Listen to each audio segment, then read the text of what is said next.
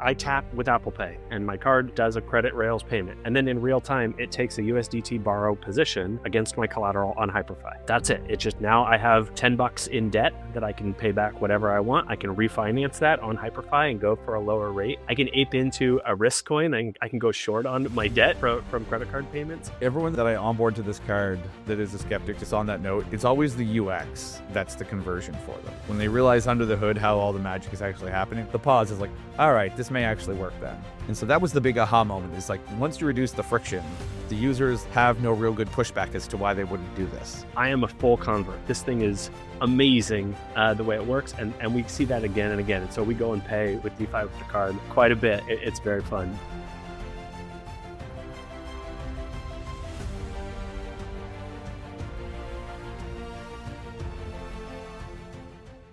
Well, welcome everyone. This is another episode of the Rubicon podcast with myself and Hersh, the founder of Opacity, and super gassed about this one. I think we'll not only have become friendly with you guys, but very topical, very top of the moment. The guys from HypurrFi, Andrew and Andy, welcome. I'll let you introduce yourselves one by one. Andrew, if you want to go first. Yeah, great. Hey everybody, I'm Andrew. One of the co-founders here at HypurrFi. Really excited by this one. It's been fantastic to get to know you guys over the last little bit. For those that don't know, we do lending and money markets debt servicing on HyperLiquid. And I'm Andy. I'm head of growth at HypurrFi. Joined up with this guy last year in building some sustainable finance, DeFi stuff. But then the HyperLiquid juggernaut assaulted us, and we had the opportunity to deploy really early. And it's been all hands on deck. Incredible growth, incredible community traction. And we're just trying to figure out interesting ways to service finance across on-chain and whatever else comes our way in that journey. Love it. Okay, cool. Well, Hersh, I think I might kick it to you first because I know you are excited about this one and have very specific questions about, I don't know if it's going to be private credit or what you're going to start with, but if you want to go ahead and lead, and I'll come in with some memes or something afterwards as I normally do, then feel free. Hey, well, funny story. Andrew and I originally got connected because of a shitpost tweet that I made about buying a bank and hooking it up to Eigenlayer. And then I remember Andrew DM'd me, and it turned out we had an investor in common, Ted Breyer. Shout out to Ted Breyer, great investor. And I remember meeting up with you guys in New York, and you guys are one of the few teams I've come across where really we're sharp on the DeFi side, understand that world really well, but also have good product ideas and insights to actually get net new consumer adoption of crypto for new things you could do within DeFi. But I guess where I wanted to start out is HyperLiquid right now is all the craze right now, crypto Twitter. We have all the corp chains fighting it out on who's going to be the stablecoin on HyperLiquid. And you guys made an early bet on building on HyperLiquid. It would be, if you could clarify the timeline on that, when did you guys go all in on HyperLiquid, and what was it about HyperLiquid that made you make that decision? Yeah, great question. Very pivotal point in time as well for our company. So for some background story, HypurrFi is a subset of what we had created for our own chain, our own ecosystem that we were building. And so how this whole journey started is we were prototyping a whole net new chain for DeFi that was designed around a custody engine at the heart of everything. So custody plus EVM, that was our thought process. And the custody was focused aggressively on yield bearing or cash flow generating assets and resources, as well as, things like Bitcoin and stables across any vector. And while we were doing this, we thought we had a net new design because it was around cash flow, reinvesting cash flow back into the ecosystem for incentives growth and become this kind of black hole for capital. And while we were building, my co-founder and I are traders, and we've been trading on HyperLiquid. And there's always talk of the EVM, and we'd used it, but it was a little janky at the beginning days. Uptime was a problem, RPC stability, et cetera, et cetera. It's oh, that's kind of cool. And then you kept trading, and the experience of HyperLiquid was really good. And then you start realizing oh, wait a second. This is where I want to spend all of my time and energy from a trading perspective, is this place. And you mean to tell me that now they're going to maybe get to a point when DeFi comes? And it's okay, but how far out could that realistically be? This is July of last year, kind of playing and spitballing on things that we're thinking through things. Then come September, things got July was when we were building for ourselves. Come September, we started playing around really aggressively on the EVM. And then that's when it became really clear that like the actual competitor wasn't Arbitrum or Optimism or Base or any of these other incumbent L2s of the day that we were thinking we had to compare ourselves to, because we thought the net new innovation was cash flow back at the actual core layer, like sequencer fees, and all yield generated goes back into the user base. And then you realize like HyperLiquid just printing money in the HLP, and like from a trading perspective, like the growth, it makes no sense. And then you start panicking a little bit. You're like, oh wow, if we think we're actually going to try and beat Arbitrum and Optimism, like we're actually missing the sleeping giant here. Like this thing, if they TGE'd and this is even like remotely successful of getting off the ground, like we could have a real problem. So like, how do we go deeper and qualify this as an actual like opportunity? So that became like the obsession, was like, shit, like if this actually really true to form happened, and I think at this point in time, we're like end of October, November, like TGE hadn't happened yet, but there's talks of like new designs that are coming out. Eventually, you know, shortly after TGE, we see this dual block mechanism where suddenly we've got slow blocks and big blocks. And that was like the aha, okay, this is not just your copy paste EVM. Like this is a thing being custom built to like live alongside and interface and be a part of this like core exchange. And so that was the real like shit. Okay, like even though we're in the ecosystem right now, we've got a product out, you know, internally test netting it. We're like, we need to get real user feedback now, because like for us internally we've qualified it, but like if there's no traction and no demand, like you need to go broad now. So then put the Web 2 hat thinking on for a second. We need to go like hard data tracking, analytics. We need to go put out as much as we possibly can to understand like what users hate on it. And so I think like December 5th, like is when we did our full relaunch of like the test net, included like a gas faucet and whatnot. And like, that was like the all in moment. We had to go like get all the data, and it was like hockey stick growth. It was like actually kind of panic inducing, because you're like, this isn't what we set out to do, was to build finance on somebody else's chain. It was to build it on our own. But like everything we've constructed and like our thinking and narrative is catching fire on this other place. And so that was the real like, holy crap, we've, you know, caught lightning in a bottle. We need to really figure out what this looks like. We're getting like 100,000 hits a day, and it's like, oh, those have got to be bots, right? And then we go start doing wallet analysis, and no, they're traders with 7, 8, sometimes more figures who are just coming and playing on EVM because they want to support the ecosystem. The whole team, it was just like we froze, like, oh, okay, something we got to do. It's a must do, and there was full team buy-in. It was really, really exciting time. Yeah, it was like a full on pivot, because like I should have told the team, it's like this is not what we raised money for. This isn't what we started to do. It's like it's the app layer that we built for our own chain. And so then it became pretty clear that this was going to be, you know, the place to play. And it, like the numbers speak for themselves in terms of the chain revenue. And you just think for a second, you're like, man, Hype's pure deflationary. If all gas fees on the chain start getting burnt, like this thing could be just like an unstoppable rocket. And so we just, hard pivoted. And then by January, like, you know, we started to like, we were supposed to go live potentially in February with our chain. And then we just halted that like in December. So then come January, it was just all in on what we're doing here. And, you know, I think early data we had was like the total market size that we had seen in testnet was like 180 million.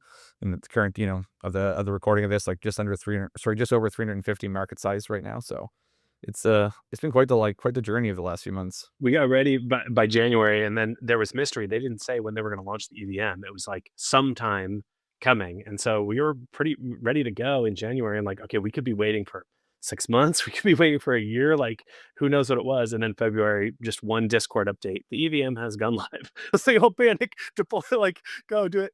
But what was really cool about the chain, it's really hard to deploy there, and especially in those early days, there wasn't infrastructure. The RPCs weren't set up, historic nodes and things like that. No safe multi-sig at the time. And so we go to deploy, and it's like, how do we do it?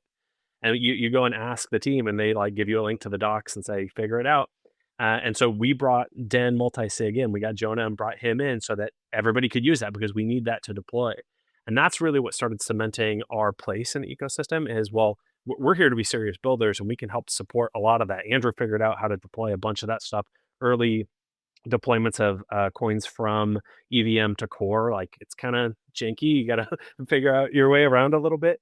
But that's been the journey, is like just be core to that community and ecosystem. And your other question, Hersh, was like, why HyperLiquid? Is the users are real. They are traders. They've been on HyperLiquid trading aggressively at all different, you know, risk levels and all different assets, and they want to use DeFi. they want to use lending to go lever up more, and it's real. It's so that was like the clear product market fit. It's not only are they users, but they actually want to use the products that we're making. I sometimes beef with like the ZK research circle jerk people. Sometimes, I all the time. He beeps with them all the time. It's not some of the time. The moment he sees one. yeah. But no, I bring it up because in crypto, especially on crypto Twitter, there's a tendency to like really circle jerk around like the protocol intent, or sorry, like the protocol design. So you'll like hear a lot about like these intent protocols or like, better AMM design for like a decentralized exchange. But to me, the way you guys describe it, it almost sounds like the more left curve, like, hey, this is a good user experience. I just like actually enjoy using this and I spend a lot of my time here. Uh Turns out is like just like the better way to evaluate these types of like, protocols, products, whatever you want to call it. Is that right? Yeah, and so I think there's a part of it too, like, and I read a really interesting, tweet analysis from it here. It's like when you're building something, there's like two camps mentally you'll fall into. You're either building an F1 car, you're building a Baja racer. It's like the F1 car like toils and tweaks with like hard numbers all the time and tries to dial in perfection. And the Baja team's like, what if we just welded it on and see how fast it would go? And so it's like one wants to theorize the way through, the other one wants to grind the way through. And I think that you get like different outcomes where the grinders are probably smaller teams that want to listen to users and iterate really fast and figure out what kind of makes sense. And it doesn't need to be perfect. It just needs to work better than like, the other thing that you're going to spend 10 years or 20 years on and never really maybe ship or get anything serious going, because the user experience isn't forefront. It's like how does it operate is forefront. And so it's like, I think it comes down to the form versus function debate. And I think the Baja Racing team tends to probably get distribution because like it's good enough that you can go and like you can drive really fast. It's like, it doesn't have a leather seat though, and it's not comfortable. But my God, you hit a jump and it's like the car didn't fall apart. Great. Mission achieved. Like, what's the next thing we build on top of that? And so I think that's a big part of this. Like HyperLiquid iterated really, really fast on top of this model from the early days to where it is right now. I came into the mix. I think I joined HyperLiquid, January of last year or something like that was when I made my first trade. And I was like, wow, damn, I made it right from my wallet. Like, I don't feel like I had to do, like, this is insane. And then I've never made a trade on any other exchange. And so for me, that's just like, you just solved a pinnacle problem for me. And I haven't even gone to like, so kudos to the team. I've never even gone to look for an alternative. Like in my mind, it doesn't even come like, maybe I should go farm points somewhere else. It's like, I have no time to think about that. Like HyperLiquid works really good. I do the thing I wanted to do and I just continue on with my day. And so I think that's a big part of it right there. We've taken that approach too. Is so when we launched, it's an Aave V3 pool. It's open source. It's basic. You know what it is. They're fractionalized isolated markets. That's like launch vanilla, and it's not innovative. Like it is a basic lending protocol, but that allows us to figure out what do the users want, who are they, what do they care about, what markets can we do that actually attract the people that want to trade, and then start those conversations. And then we've been building out the next level. Okay, what other kind of interesting derivatives can we build using HyperLiquid Core as a base, and that trader group and the market makers that are involved and all that sort of financial mess. That has allowed us to take that perspective. Hersh is like, well, here's the basics. We know what you want. How many LSTs, hype LSTs, are we going to get? We're going to get a lot. What else? What else do people want with those sorts of things? So it's not for everybody. Like it is a kind of a risky startup move talking to users. And we've been fortunate enough that the users are vocal and they just come into our DMs and there's like whales and funds and they say, hey, can we have this asset? Please give us more gold or whatever it happens to be.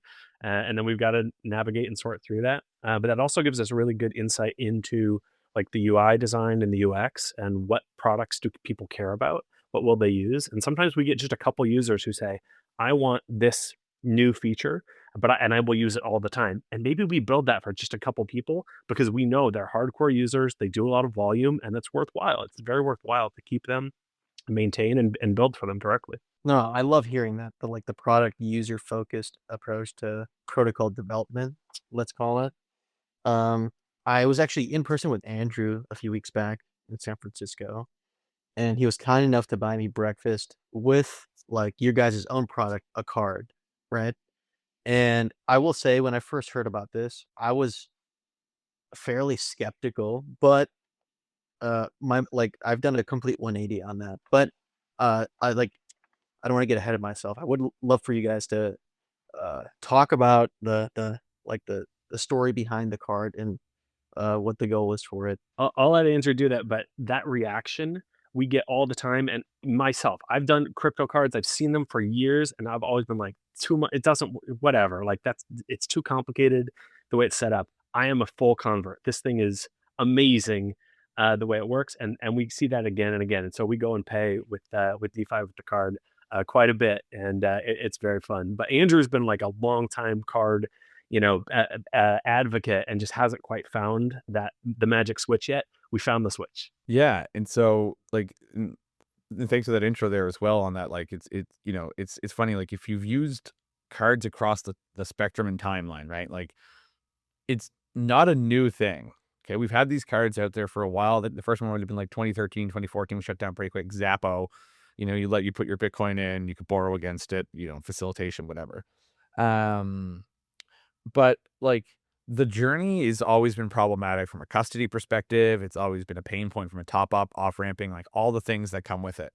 And a part of it is that like at your core, anyone that loves this experience, it's because you're probably a trader and you want long exposure on your assets. And for me, like, you can do it manually. You can go borrow capital and then top up a card, right? But like, every time you do that though, you're like, oh, fuck, you hit that threshold. You're like, I don't want to do this every time. So I'm going to put 500 this time or 1,000. And that always feels good until the balance goes down. And then you feel that bad feeling. And so it's that like weird visceral reaction that you get as a user who's just so used to double clicking and tapping. And then when it fails, you're like, crap. No one likes that experience. And so finding a way that actually completely like eliminates that side of the equation from the flow is what actually unlocks all the magic here. It's because it brings the user back to how fluid payments are for them every day anyways. And so then suddenly maybe you want to spend more, because that's what my biggest gating factor is I never know how much to top up on these things that I'm actually going to use. Like, do I really want to have $5,000 sitting on a random, deposited account with this thing that I don't know if it's going to be there tomorrow or startup land, whatever it is. And so that's like also part of the equation that feels weird. So with these cards now, though, it's cool. It's like a zero rated kind of flow where, you're just spending in real time against your assets. And so mechanically, it just borrows in the background against our pooled market on the tap. And so this creates a really nice flow. The experience is crazy. I tap with Apple Pay, and my card, it just does a credit rails payment anywhere, like Visa rails, and it just buys coffee or whatever it is. And then in real time, it takes a USDT borrow position against my collateral on HypurrFi. That's it. It's just now I have $10 in debt that I can pay back whatever I want. I can refinance that on HypurrFi and go for a lower rate. I can ape into a risk coin, and I can go short on my debt from credit card payments. And it's just against my Bitcoin or Hype or whatever it happens to be, because I don't want to sell that stuff. It's so fundamentally easy, and it works. And now I'm managing it through the lending protocol like you would on Aave or Euler or HypurrFi. In this case, just like, so if you're DeFi native at all, it's so clean and easy. It's really changed the game. I LP on HyperLiquid, and I just take my fees and pay down my credit card debt. So like, I gave my wife my credit card. So like, you go spend this, because this is how we just keep it out of the traditional flow completely. And it's all regulated and KYC'd and compliant, and like, it just works, man. Yeah, and on that note, and like that's like a huge lever here as well, is users in crypto, like depending on where they've come from, like what their journey into crypto is, like you have a different ethos and drive and like reason, and some of those core values that you have, some of them are more amenable to KYC than others. I know a lot of people who are hardcore cypherpunks and they never want to have to do KYC, and that's their prerogative. But I know a lot of people, like myself included, who have just used these products over time, and I traded on centralized exchanges. Like, that's just the MO. But the cool thing there, though, is that you can actually offer a whole other new suite of services once you've KYC'd the user once and you've had them attest to things. This opens up a whole world of financial products. And most of the user base is amenable to additional, financial services. They want an entity that they operate with on a consistent basis. Trust is never something that you can buy, but you can earn it over time. And so the more often that you use our products and our services, and we continue to deliver the best experience for you, like the likelihood of you coming back and wanting something better and deeper.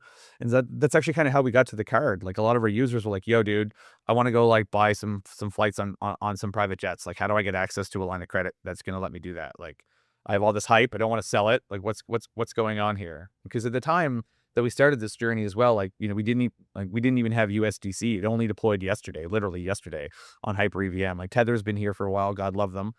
Green is money, by the way. Shout out to the USDT Zero team.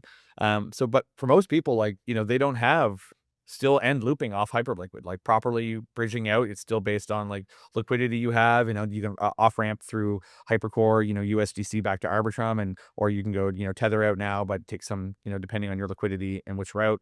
And so these offer though, like the in the moment spending, which I think changes the narrative for a lot of people. And so this also like opens up the door to like private credit facilities because of how this card works. The card itself is not the credit line. And so the card is just the ability to spend on the rail. And so you can change the source and you keep the rail the same. So users are in control of what and how they plug their card into. So if they want private credit to be the source, they can just go toggle in the app that they're going to spend private credit today. And then if they want to refinance, they can refinance to the pool because hype's gone up. Or they can short their debt and refinance into an ETH position and have it all, and ETH goes down. So they can just kind of like trade their spend. It's all over collateralized anyways. And so this just creates like a really good way for traders to think about debt management and spend management. And I found it amazing. I love this thing. Yeah. One quick comment, and then I want to give it to David because I know he'll have a lot of thoughts here. So one point of skepticism I've had for stablecoin payment adoption within the U.S. market specifically, it might be the same for Canada, is because credit cards are like the dominant form of payment in the U.S. You have the UX habit of spend now and then settle later. Switching, even though there's a lot of bull posting on stablecoin payments, it's like switching the UX habit to, it's exactly what you said, keeping your wallet topped up.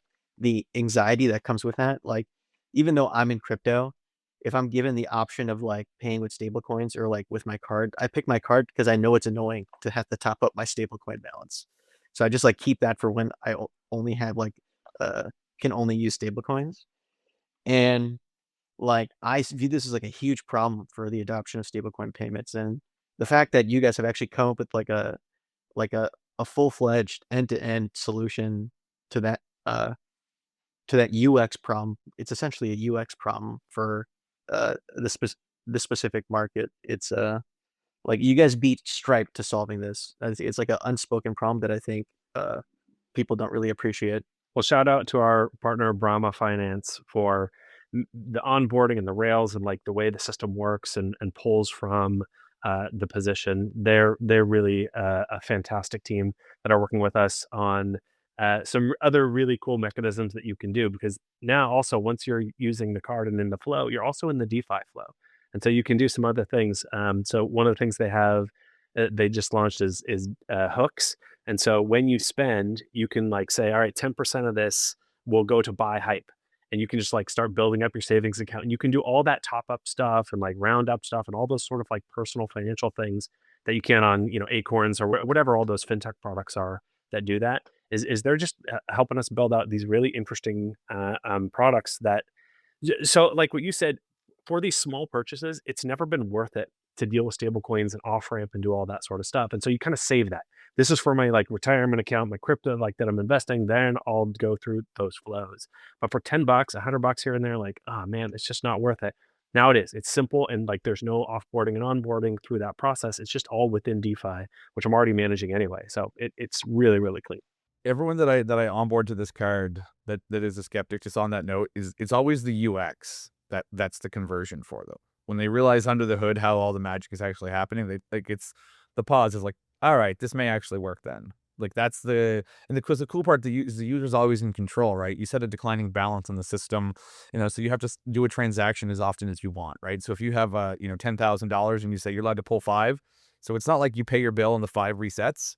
That's your auth. Like if you think in DeFi approval terms. Now, surely you can do unlimited approval, but like that's bad OPSEC. So we design it so that, as you spend more, your limit that it'll suggest to that you set is here. But so for the average user, this is perfectly fine. You maybe make one transaction a month in terms of what you want your approval balances to be. And so then you can just get into a whole manner of how this experience changes, from the round up side of the equation. They have a spend mode flow. So rather than borrow, you're spending yield. So if you supply stables and it's accruing value. So then it kind of gets into like a pseudo bank account model where people can kind of be comfortable putting payroll facilities into stables. They come and earn, and now there's no friction to spend that. And so that was the big aha moment, is like, once you reduce the friction, the users like have no real good pushback as to why they wouldn't do this. There's really fun, weird things you can do for the DeFi nerds too. So if you've got, $1,000 in debt, it's in USDT zero. Well, that's you're paying the borrow rate in the pool. And so if that borrow rate is too high, if utilization is too high, you can bring your own USDT zero and put it in the pool, then just reduce the rate yourself. Like, you can play with all these sorts of things. I just refinanced. Like, I saw the rate was high and I refinanced from zero because we have a debt swap in HypurrFi. And so I just refinanced it to USDE one day and I dropped my rate, and it's lower than like my actual credit card rate. It's if you get it right, you got to time it. You got to be a little more active with that stuff. But like, our users, they're active traders. They're into that. I'm into that. And so like, that's a part of active finance that I do want to manage. And so again, it's like finding these niche use cases that are really convenient and that speak directly to the user and that let them do what they want and have fun and play with it too. Yeah, you guys get me really excited about this stuff. I mean, I have so much like that I've tangentially touched here. Like, I came from the traditional finance world. Well, I did wealth management. So when we talk about, private credit lines and stuff, I've always thought, like, I was like, this is insane. Like, there is no millionaire out there that doesn't have access to capital, because that's the way that it functions in the traditional credit system. There's no, Elon is not selling stock, right? It's always credit lines and things like that to be tax advantaged. And it was insane to me. Well, I mean, not fully insane. I understood, legal complications back in 2017. Not all of this stuff was clear that you weren't like literally going to immediately go to jail for launching something like this, right? So these things take time to percolate.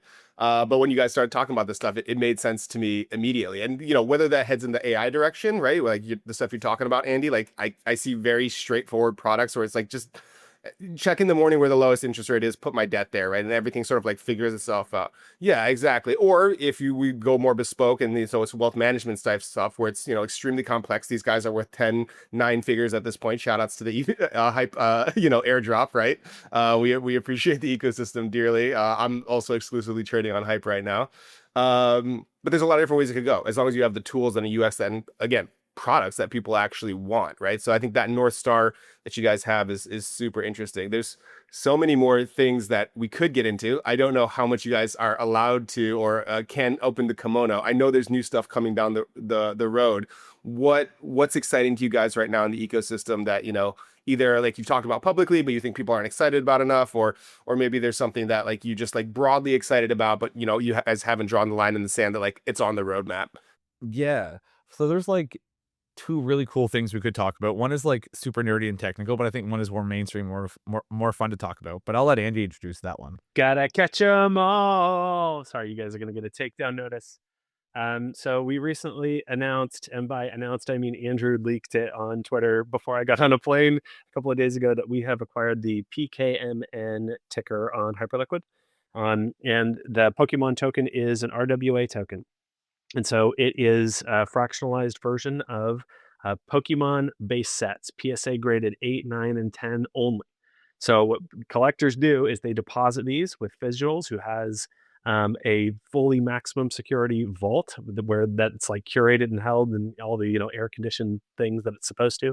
And then they tokenize that, give it an NFT, and you can deposit that NFT to mint the PKMN token. And what that does is, well, it just gives you liquidity, fractionalized liquidity. And so now you can trade it on core, and the price tracks with the base set prices that are extremely, consistent and liquid market across eBay and all these different price sources in the Pokemon real world system. But then you can also bring that token over to HypurrFi and deposit it as collateral. And now you can go out and spend card against your Pokemon cards, or against a fractionalized version of them, rather. So we acquired that ticker a couple of weeks ago. Been working with Fidgetals for a while on this. The leak happened and we got just crazy inbound. People are very excited. They're collectors, right? People in crypto, that these worlds kind of cross quite a bit. People have got their PSA 9 Charizard Grails and things like that, that they want to use. And so that's what we're building next, is kind of figuring out how do we take this really niche finance use case with a really clear active set of traders and collectors and give them the products that they want. Lending, core swaps, perpetuals. Do you want to do Pokemon perps? Yeah, baby, let's talk about that. all around this RWA. What's really cool about this is it's finance. It's DeFi. It's the same thing. It's like a stablecoin. It's backed by a real world asset that has this tokenized value on chain. And so we're already doing that in DeFi, but it has allowed conversations about what we're doing in DeFi to expand. It's so easy to talk about. People just grok right away, like, oh yeah, these have value in the real world, and then you just put them on chain and people can trade them. And now I can do finance, and now I can do delta neutral strategies, and now I can do vaults and all the sort of cool stuff. So Pokemon ticker coming at you. That was just a couple days ago. Expect a lot more on that front. Yeah, it's so hype. Like, I don't know. This is another one of those, like, how do I put it? Like, one of our advisors called it like DeFi vibes, right? It's like, this isn't different than a HELOC, right? Like, you own a home, you want to get a boat, right? And it's like, okay, it's $1 million home. I'm not selling my home to buy this boat, but like, I don't have 100 grand cash on me today. Like, the bank will give that to you today because they know how to price it. And, you know, it's been whatever, Right. how many hundreds of years. And like, we have that system, and that's good, right? This is the stuff that I love, because it's like, that system's not broken. Ask anyone who's needed a HELOC to, you know, get some extra cash out of their house when they needed it, and they'll tell you that's fucking awesome that I didn't have to sell my house to, you know, pay my kids' tuition or like whatever it was, right? It's like, that's a good thing. But there's an underserved market, and there's you know, the ability to put the stuff on digital rails. And for one, I think that leveraging long Charizard is dope. I think that's cool that people should be able to do that if they want to. And I think it's great that, like, if you believe in Pokemon cards and that's where your passion and expertise is, you should be able to buy a cup of coffee too. Just because, you know, you went to a card show and dropped all of your income for the last month on it doesn't mean you can't afford lunch. Like, you should be fine on that side. Hey, honey, I need to get a HELOC because we gotta go buy some Pokemon cards. Because now I'm gonna put them on chain and pay for it. Now we're looping. Now we're looping with portals, right? Like, Right, we're exactly. locked all the way in. Because it's really funny. Like, you can break down 99.9% of finance problems into liquidity needs. And, you know, so if you can just continue to compose things such so that they can tap into this unified source of liquidity, like, one of the coolest parts about bringing things on chain is democratizing access to exposure to risk, because that's like what everyone really truly wants to buy at some point in time in their investing journey. Is you just want to buy exposure to risk. You want someone else to go out and generate value, and you be able to capitalize in some capacity on that value. So whether that's through market appreciation against your belief in Pokemon as being the underlying, you know, like a collectible, you know, kind of grail. And like, you know, it's funny if you think about it. Like, if you just took the idea of Pokemon out of the equation and you described what it was in terms of its overall characteristics of a collection, if it was art or whatever, like, it would have value. It's highly scarce in terms of the high quality nature of the assets. You know, they deteriorate over time, they get weathered, they get worn, you know, they're just like, they're physical goods. And so at some point in time, like, for the right collector, you know, you want to sell. And if, depending on how much you have though, like, your even intent to want to liquidate something breaks the market, because everyone's afraid that you're no longer a buyer. You bought all these things, now you don't want them. Shit, they're not worth anything. And so this is also a way to socialize access to pricing on these things. And so the more that you can bring on chain and concentrate inside a tradable thing, and it has a mechanism for velocity, whatever that is, starts to become a more valuable price in a way that you can actually represent the value across the board. So kind of our goal with this is, like, can we attract enough liquidity and enough volume on that liquidity to become the more qualified price source for what these things are actually worth out in the real world, and start exporting that pricing data outwards?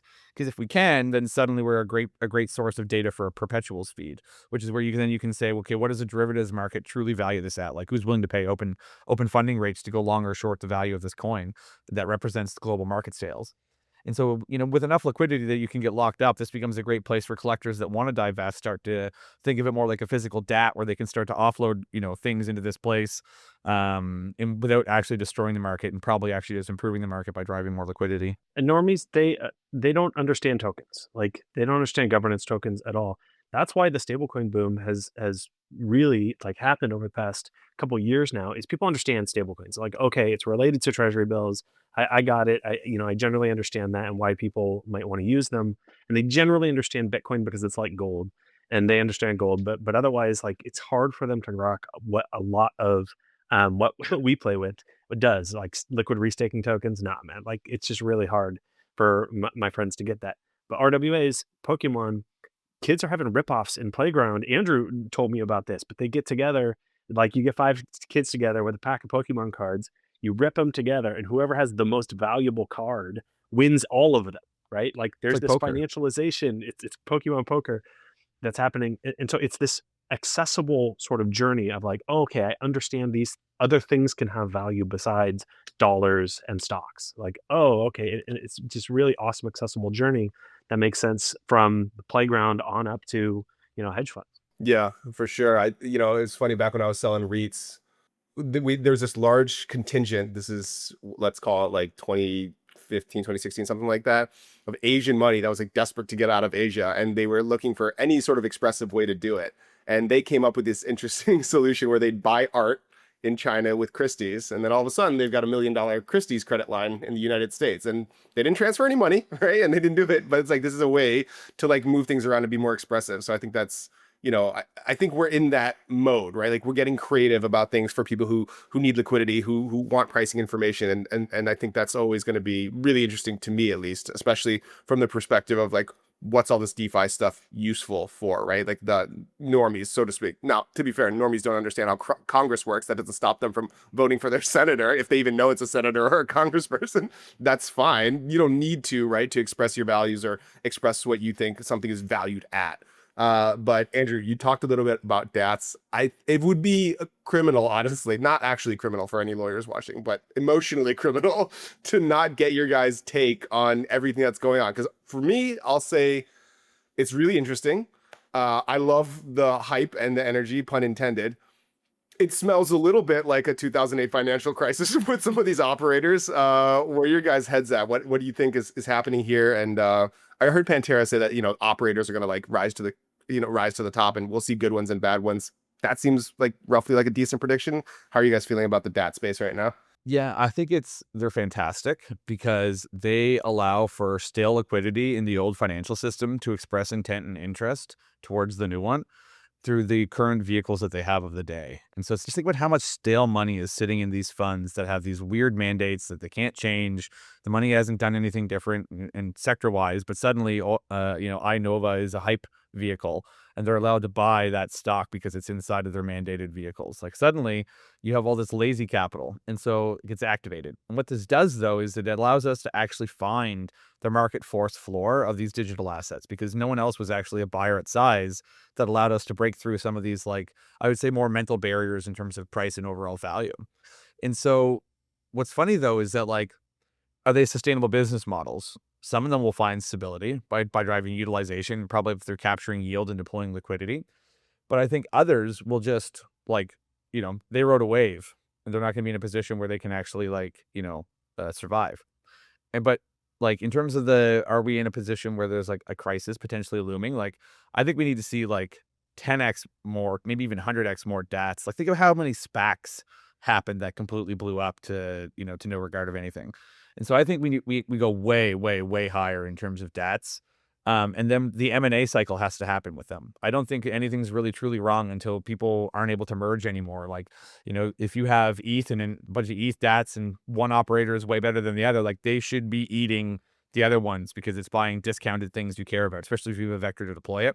So again, distribution is probably going to reign supreme for whatever DAT connects and has the best mechanism for long tail utilization is going to be the place that everything else just kind of rolls up into. And I think, like, even if we had 100 DATs, they still probably boil down into like the top 15, top 20 of tokens that they kind of like encircle around, because nothing else will have a deep enough liquidity to actually like allow them to maintain, size, position, or overall relevance.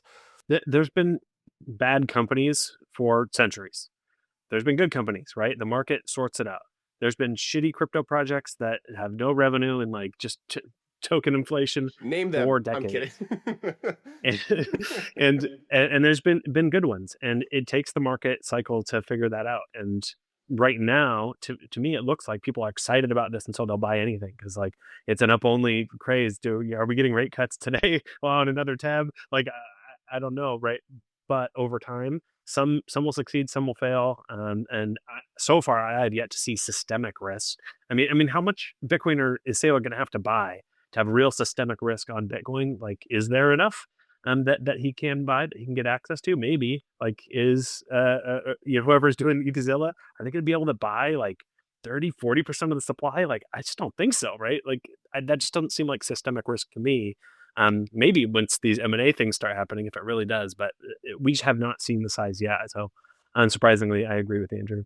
I would just say it's like they're so new and so early. We haven't seen anyone able to even get to the point in time where they can do a jog, right? Like these things are just kind of coming out of the gate. Like they were skipping along, and two people tried to sprint and realized, oh, well, maybe you can't go that fast. Maybe we need to like figure out what these things are and how they work. But I think it's bullish.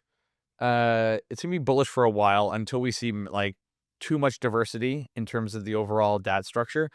One thing I'm really bullish on in terms of the idea of a DAT, though, is a DAT focused on overall broad liquidity, not necessarily focused on a specific asset class, where their whole goal is to provide, like Forex liquidity, or they want to provide deep, deep delta neutral positions across the board. Because, like, think about how much money you can actually make in DeFi because there's not enough capital to survive to satisfy all the actual demand. Like if you just had a facility that was like, well, I actually know how to make 50 to 60% being delta neutral on pump. Maybe that's just the DAT is like figuring out these vectors that you're delta neutral on. And so I think like we got so much experimentation to happen around these digital asset needs where, we've only like really probably just like shaved off the top of the iceberg in terms of how big this gets. Do I think we could get to a point in time of like mass problematic, rehypothecation? Yeah, probably. And hilarious enough, it's probably going to be from mortgages again, with the people that have all this collateral backed up, and suddenly you're like, oh, well, we should tokenize it so we can get it liquid again and go buy stuff with it. And we're going to go buy hard assets like land and property all over again. But I think we're still a long ways away from that, and presumably we'll figure out better mechanisms for everything by then. But I think it's like overall, like still seriously very early. Love it. Well, I like to be pretty cognizant of time. We got a lot out of you guys. Hersh, did you have any final questions you want to fire off with these guys before we wrap it up? Yeah. So, here I'll do a slightly spicy one just for the audience. Recently, I got connected to like some of the highest volume OnlyFans managers. Right, I won't tell the full story there, but I was curious to learn about if like they'd be interested in factoring those revenue streams because they're doing insane amounts of like throughput in terms of like dollars. And what I learned is they actually already have like these bespoke setups where uh basically the payout from these OnlyFans stars will go to like some service provider, like the actual ACH or whatever. And then when they trigger the payout, like these managers just get it in stable coins. Like that's already in production, like and like widely used within that community. So I'm pretty sure a good chunk of incoming stablecoin, like net new dollars coming for issuing stablecoins, is actually coming from OnlyFans. Funny enough, but I think giving people the time value of money back is like one area of PMF that we like have no dots about with ZKTLS. So if you have EarnFi, basically giving people like their paychecks early, and they offer that for free versus like in the traditional financial system, it's predatory rates. Then there's like invoice factoring.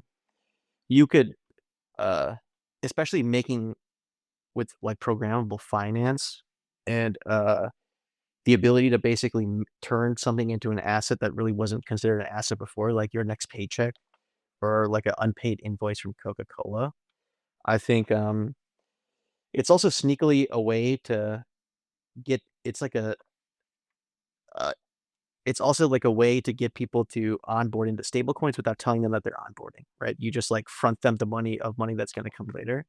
I would be, my bet is that the adoption of this type of stuff, like the private credit side, is actually going to outpace like RWAs. If for like consumer adoption, I won't throw DATs in here because that might be more institutional focused. But I would be curious about like your thoughts on my theory there. Any ideas that you guys have? Because I like Andrew, we got connected back when I was trying to buy a bank and hook it up to Eigenlayer, and the idea there was just like a programmable financial bank account. You just get a lot of cool things that you could do there.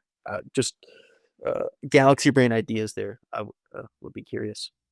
Yeah, I think you're probably right in terms of the oncoming vector. The adult industry is usually really early to adopt technology, and typically what they adopt sticks around for a very long time. And so, I know that like adults, the adult ecosystem like was trying stables really early back 2018. Experimenting with a lot of this stuff. A lot of it is around atypically addled industry is hard to get banking, high risk, especially around like credit card processing. It's funny, like, uh, you're in a really weird industry from a risk perspective when they charge you more to facilitate you than they charge the adult porn sites. Like for credit card processing, like, that you're really into something when you're paying above that. And so it was really interesting to see that like stablecoins instant settlement completely bearer owned assets, which mitigates like virtually all of the risk from processing if you can settle in this respect. Like, that's what we realized for our own card product is settling with stables. It's, instantaneous. There's no credit attached, nothing. So I would say like the invoice factoring side of the equation for OnlyFans is probably a good thesis. I mean, there's no way to get the data to qualify it, but you look at their growth, it's pretty ridiculous. I would say another really great vector for that you could look to go into this is like Twitch payouts or any kind of like streamer creator payouts. I think is really the untapped market. And I think the biggest problem around it, to your point around like the programmable bank account side of the equation, is like people want the benefit of what crypto has to offer without having to give a shit about the crypto side of the equation.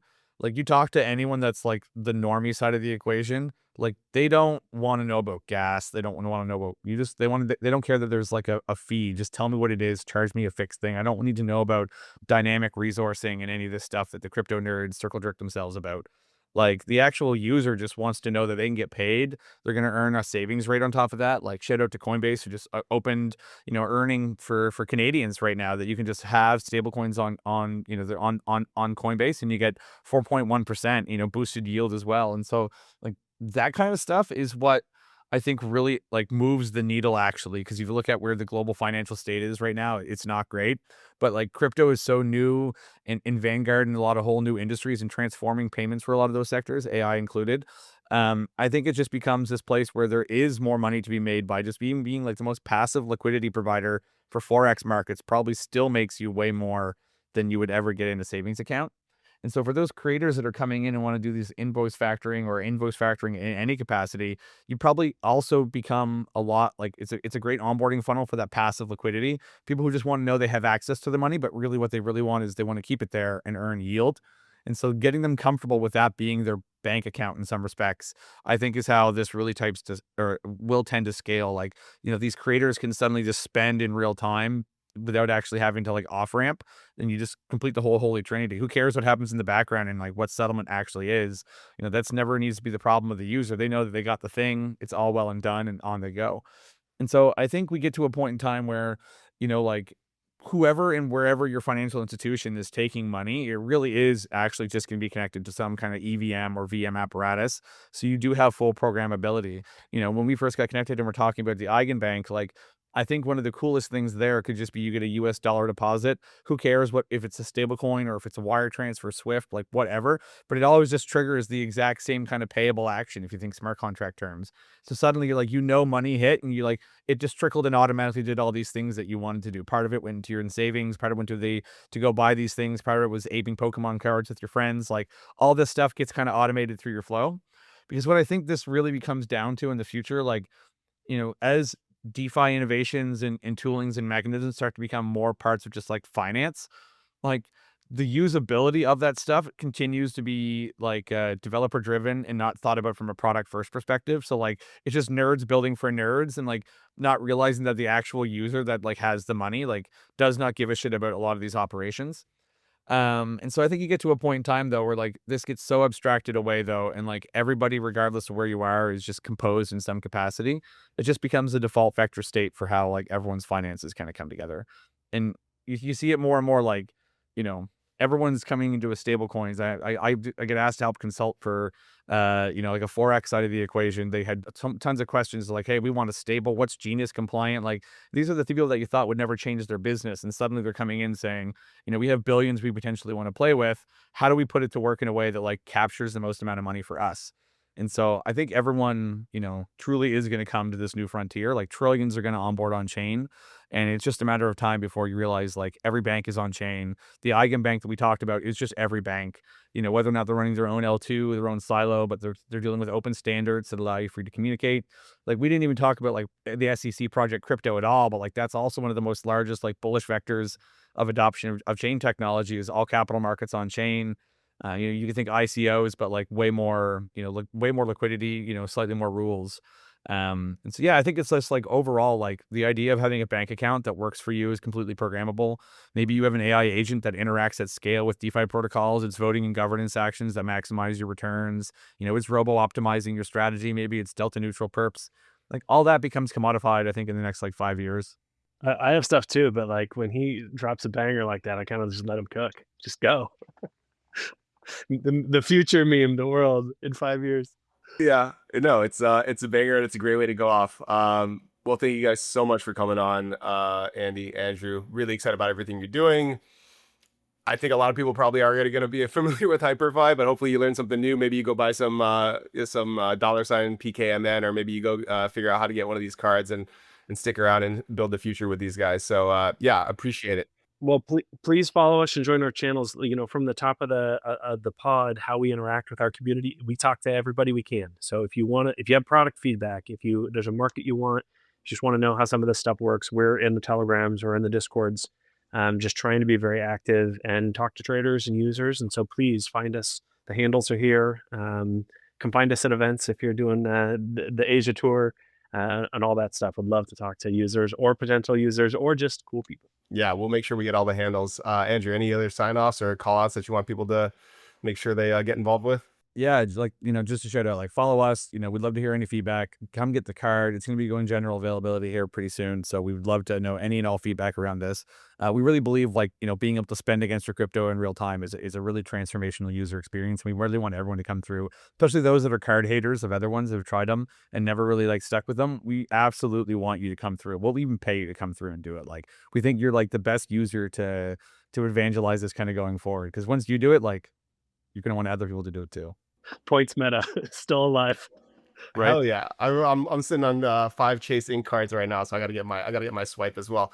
Well, thank you guys again for coming on. Appreciate you, and yeah, thanks everyone for listening. We'll talk to you guys later.